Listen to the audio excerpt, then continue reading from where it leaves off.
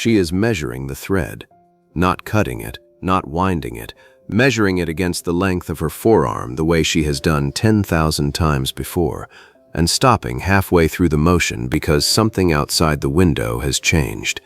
The lamp on the sewing table throws her shadow long across the plank floor of the station house, and behind her the stove ticks as it cools, and beyond the frost-reamed glass the wind has stopped being ordinary wind.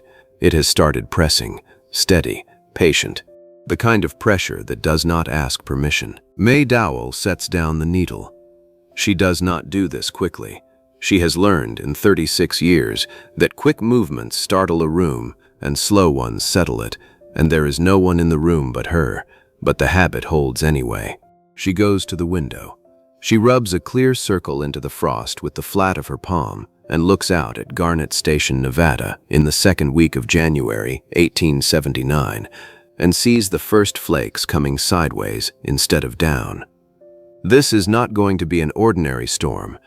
She has seen enough winters in enough places to know the difference between snow that falls and snow that arrives, and this snow is arriving the way an army arrives, without hurry, because it does not need to hurry.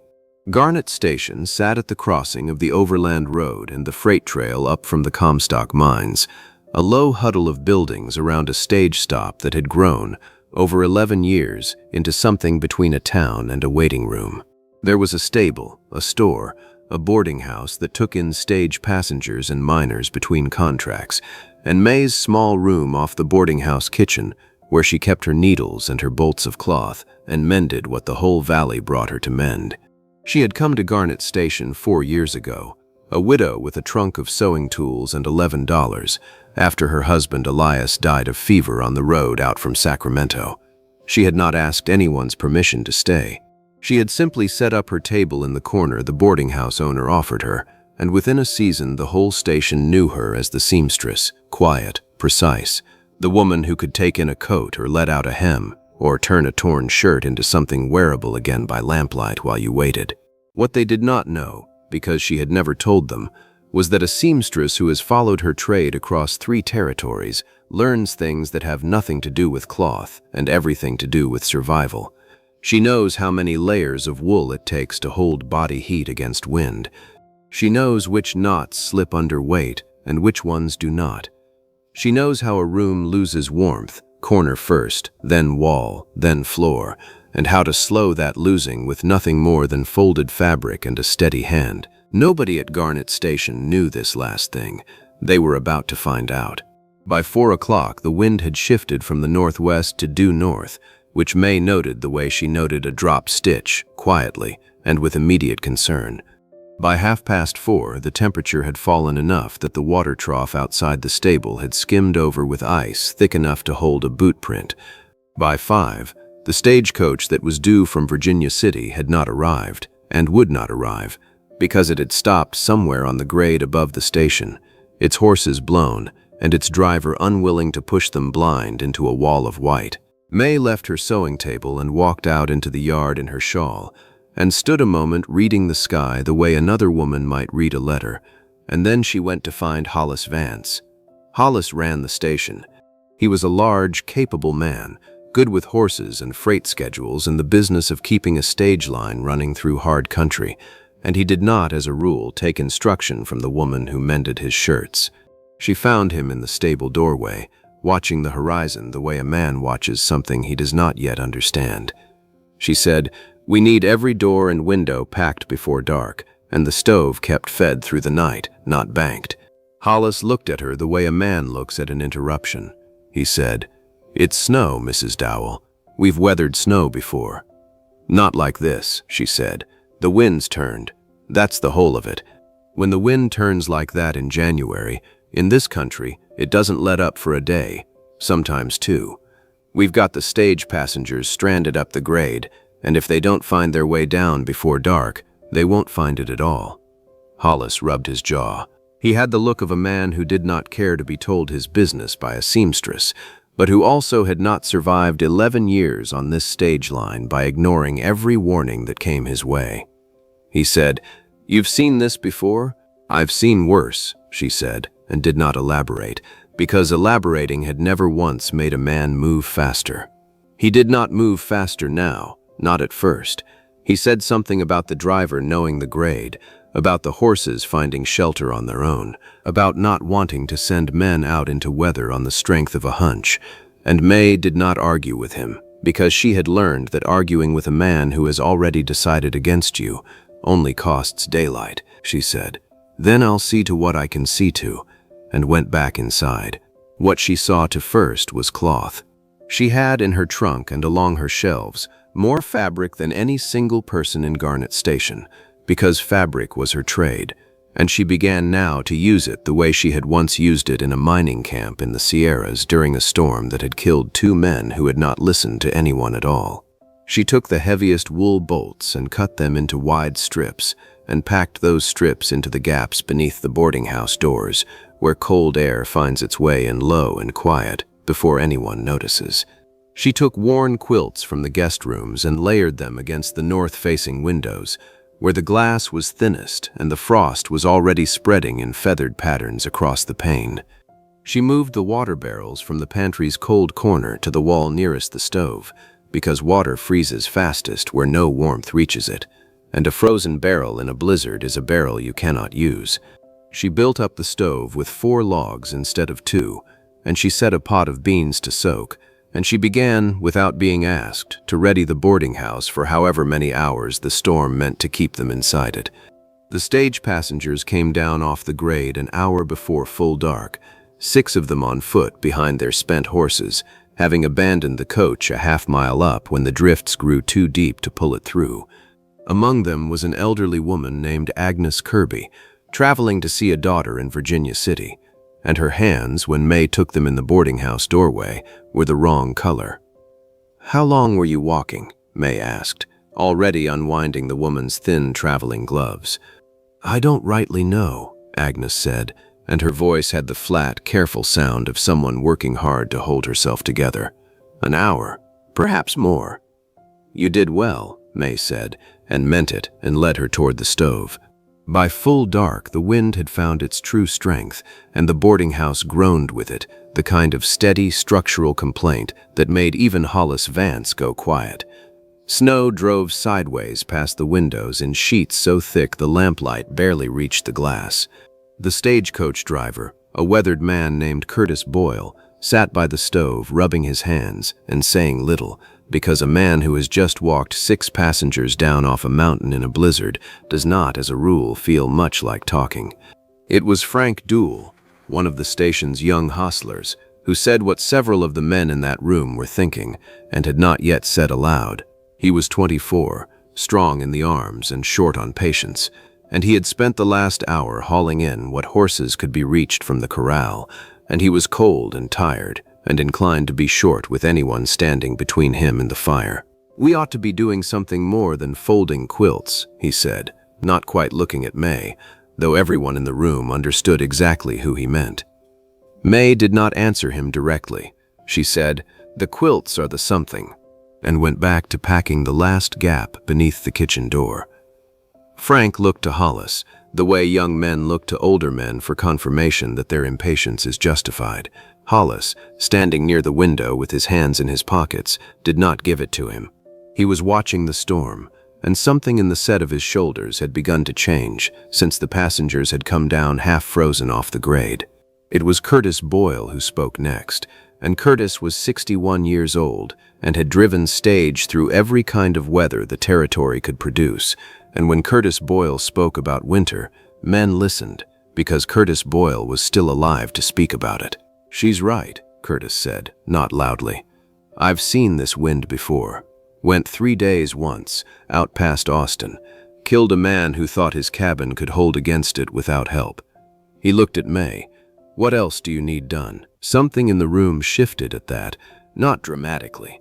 No one announced it, but Frank Dowell closed his mouth, and Hollis Vance turned from the window, and the room, without anyone saying so, began to look to Mae Dowell the way it had, an hour before, looked to no one but itself.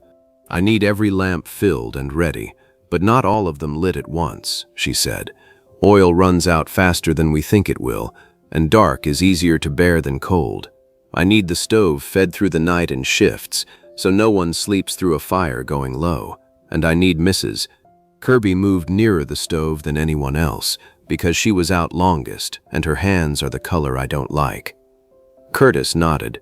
Frank, after a moment, nodded too, and went to check the lamps without being told twice. Agnes Kirby's hands, over the next hour, did not improve the way Mae wanted them to. The fingers stayed pale, waxy, slower to respond than they should have, and Mae, watching her by lamplight, recognized the particular danger of it, because she had seen frostbite settle into a hand before, in another winter, in another place, and had seen what happened when it was not tended properly. She did not warm the hands at the stove, though every instinct in the room, including Agnes's own, pulled toward the fire. She had learned from an old army surgeon she had once mended coats for in a Sierra mining camp, that sudden heat on frozen flesh does more damage than the cold itself, and so instead she wrapped Agnes's hands in wool, layer over layer, cut soft and snug from her own sewing bolts, and held them, not against the stove, but against her own body's steady warmth, patient, unhurried, the way you warm a thing you do not want to break. "It hurts," Agnes said through her teeth, as feeling began to return in slow, burning waves. "That's good," Mae told her. "It means the blood's finding its way back. If it stopped hurting, that's when we'd worry." Frank Dowell watched this from across the room, silent now, his earlier impatience gone somewhere he could not quite locate it, replaced by something that looked, in the lamplight, a good deal like respect he was not yet ready to name. Near midnight, the wind found the kitchen's east window, a pane that had never given trouble before, and cracked it clean across with the pressure of the storm. Cold poured through the gap like water through a broken dam, and for a moment the room filled with shouting, with Hollis calling for a board, with Frank scrambling toward the pantry for anything that might block the wind. Mae was faster. She had already cut, an hour before without being asked, a heavy square of doubled canvas from her own trunk, sized for exactly this kind of failure, because she had learned long ago that in a storm like this, something always breaks, and the only question is whether you are ready when it does. She had it tacked into the window frame within minutes, using the same small, sure stitches she used on a torn coat sleeve, working by feel more than by sight, her hands steady even as the wind tried to tear the canvas from her fingers. Hollis held the frame. Frank held the lamp. Neither of them spoke, because there was nothing useful to say, and because watching her work had become, in the space of a few hours, something closer to instruction than curiosity. When it was done, the room was cold but no longer bleeding warmth, and Hollis Vance looked at the canvas patch, and then at Mae, and said, quietly, so only she could hear it, "You've done this before, more than once," she said, and went back to check on Agnes Kirby's hands. The storm did not weaken with the night.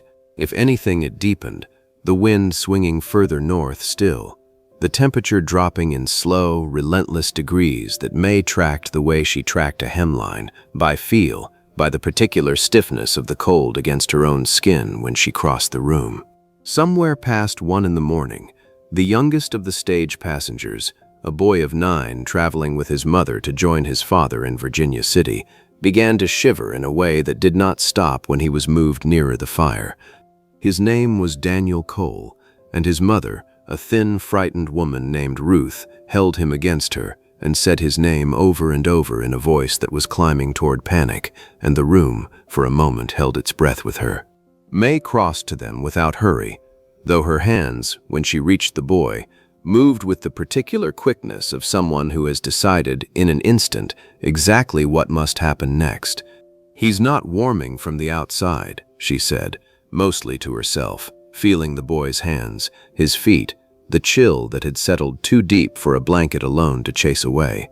"We need him warmed from the middle out." She had Ruth Cole strip away the boy's damp outer layers, and she wrapped him instead in dry wool, cut fresh from her own bolts, layered close against his skin the way she had once wrapped a fevered child in a mining camp winter that had taken 3 other children that same season and had not taken that one. She had Curtis Boyle bring the water she had kept warm, not hot, near the stove, and she soaked cloth in it and pressed it, wrapped and gentle, against the boy's chest and the pulse points at his wrists and throat, where the blood ran close beneath the skin and could carry warmth back into him fastest. "Is he going to be all right?" Ruth asked, her voice breaking on the last word. "He's shivering," Mae said. "That's his body working to warm itself. It's a good sign, so long as it doesn't stop. Talk to him. Keep him answering you. That matters more than you'd think." Ruth talked.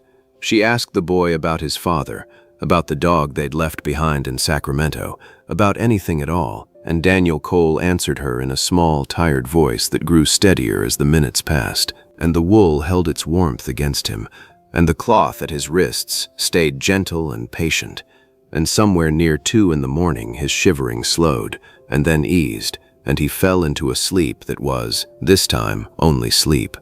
Ruth Cole looked up at Mae with an expression that had nothing careful left in it at all. She said, "Thank you," twice, and then could not say anything else. Mae only nodded and drew a blanket higher over the boy's shoulders and went to check the stove. By 4 in the morning, Hollis Vance had stopped watching the storm through the window and started watching Mae Dowell move through the room instead, the way a man watches a thing he has misjudged and is only now beginning to properly see. He came to stand near her while she checked the canvas patch on the broken window, testing its edges for give. "I told you snow was snow," he said. It was not quite an apology, but it was close enough to one that Mae let it stand as such. "Most of it is," she said. "This wasn't." He was silent a moment. Then he said, "How does Seamstress come to know all this?" She did not look up from the canvas. "A seamstress goes where the work is," she said. "I've followed camps and drives and stage lines longer than I've stayed in any one place. You learn a great deal about weather and cold and what keeps a body alive, if you're paying attention. Most people don't think to ask a seamstress what she's learned. They only ask what she can sew." Hollis had no answer for that. He simply stood beside her a while longer, watching the storm through glass she had patched with her own 2 hands, and did not go back to doubting her again. The worst of it came near dawn, though none of them knew yet that dawn was near, because the sky outside had not lightened and the wind had not softened, and the whole world beyond the windows remained an unbroken sheet of white and roar. It was then that Pete Larrabee, the oldest of the hired hands, a wiry, weathered man of 68 who had gone out at midnight to check on the horses in the near barn, and had not, until now, come back, staggered through the boarding house door with frost thick in his beard and a look on his face that stopped every conversation in the room. "Horse went down in the drift by the East Corral," he said, through a jaw stiff with cold. "Colt still tangled in the fence line. Can't get him loose alone. Wind's too much." The room came half to its feet at once, men reaching for coats, for lanterns, for anything that would let them move fast toward the trouble, and it would have been, Mae understood in that instant, exactly the wrong kind of hurry, the kind that got men lost 10 feet from their own door in weather like this. "Wait," she said, and something in her voice, quiet as it was, stopped the room where it stood. "Nobody goes out there loose. If the wind takes you off the path, you won't find your way back, and then we've 2 people down instead of 1 horse." She was already moving as she spoke, pulling rope from her own stores, the coiled hemp line she kept for hauling bolts of cloth and mending harness leather, and she began to knot it, quick and sure, into a line long enough to run from the boarding house door to the corral fence, a guide that a man could hold and follow blind through the white. "Tie this to the porch post," she said to Curtis Boyle, "and pay it out as you go. Whoever goes for the colt keeps 1 hand on this line at all times, not sometimes, always. If you let go of it in that wind, you will not find it again, and neither will we find you." Hollis took the rope's far end himself, along with Frank Dowell, both men wrapping scarves tight across their faces, and Mae showed them, in the lamplight, the knot she wanted tied at the colt's halter, a simple sliding loop that would not choke the animal, but would not slip free under panic either, the same knot she had used 100 times to secure a bolt of heavy cloth against a wagon's jolting. They went. The door shut behind them, and the room waited, and Mae stood at the window with her palm pressed to the frosted glass, tracking the faint, fighting glow of their lantern as it moved, slow and stubborn, out toward the corral, and did not let herself imagine, out loud, what it would mean if that light went out. It did not go out. 12 long minutes later, the door burst open again, and Hollis and Frank came through it, half carrying, half dragging the young colt between them, the animal trembling and wild-eyed but alive, and behind them Pete Larrabee, who had insisted on going a third time despite his age and his frost-stiffened hands, because the horse had been his to tend, and he would not leave the tending to someone else.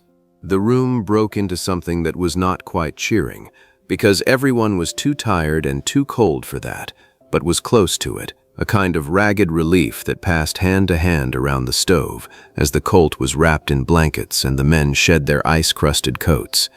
Mae checked Pete's hands the way she had checked Agnes Kirby's and found them cold but not dangerously so, and wrapped them anyway in soft wool, because caution cost nothing and carelessness in weather like this could cost everything. The storm broke, at last, a little past 7 in the morning, not gradually but all at once, the way these storms do, the wind simply falling away as though it had finished what it came to do, and in the sudden quiet that followed, the boarding house felt strange, almost too still, after a night of constant sound. Mae was the first to open the door and look out.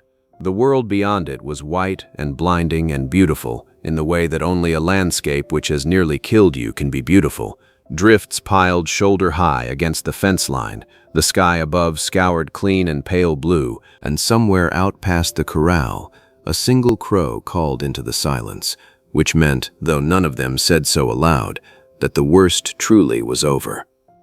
They took stock through the morning, all 6 stage passengers alive and whole, all the horses accounted for, the young colt shaken but unharmed, no one lost, no one seriously hurt, in a storm that Curtis Boyle said, quietly, over his coffee, had been the worst he'd seen in 11 years driving that grade. Agnes Kirby's hands had color back in them by mid-morning, pink and whole and only a little tender.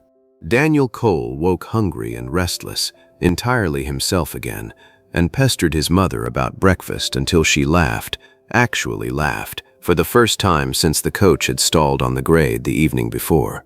Hollis Vance found Mae in the kitchen, boiling coffee, her sleeves still rolled from the night's work, and he stood in the doorway for a moment before he spoke, the way a man stands when he has something to say and has not entirely decided how to say it.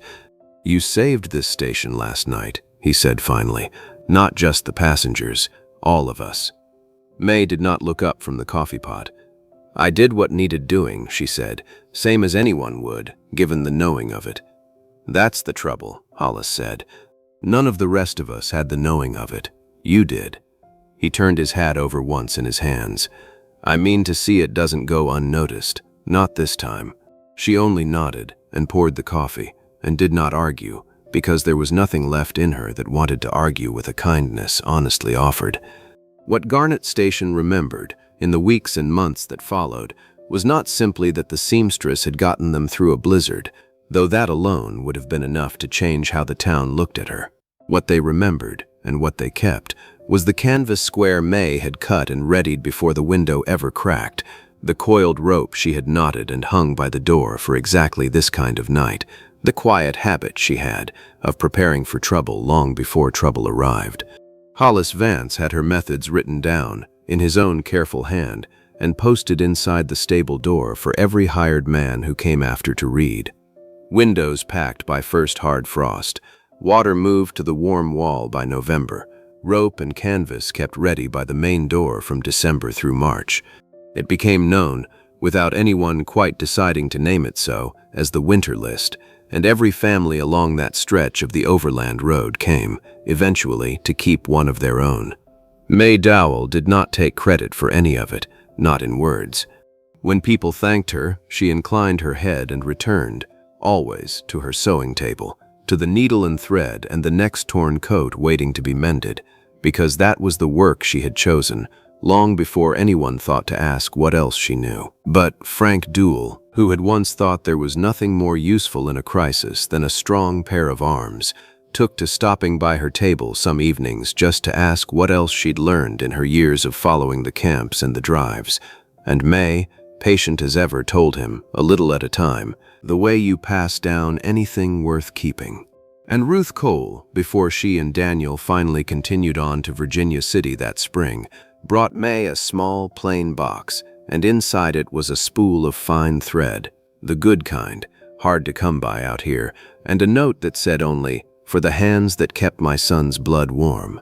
Mae kept that spool on the shelf above her table for the rest of her years at Garnet Station, and never once used it, because some things are worth more unspent.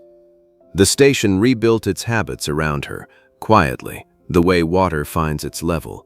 New hires were told, within their first week, to listen when Mrs. Dowell spoke of weather, because she had a way of knowing things before the sky admitted to them. It was never framed as a rule. It simply became true, the way true things do, without anyone having to insist on it twice. Mae herself never spoke of that night as anything remarkable. When asked, she would only say that she had done what her trade had taught her, that a person who spends her life working with thread and cloth and careful hands learns, along the way, a great deal about what keeps a body whole, and that none of it had seemed to her like anything more than paying attention. But the valley knew better, and kept knowing it, long after the snow of that January had melted into the spring runoff and been forgotten by everyone who had not lived through the night it fell. Because sometimes the thing that saves a town is not the loudest voice in the room, or the strongest pair of hands, or the man who thinks himself already in charge. Sometimes it is the quiet woman at the sewing table who has spent a lifetime noticing what others overlook, and who is ready, when the wind finally turns, to give everything she has learned to the people who never thought to ask. They had thought she was only a seamstress. The blizzard taught them otherwise, and Garnet Station never forgot it.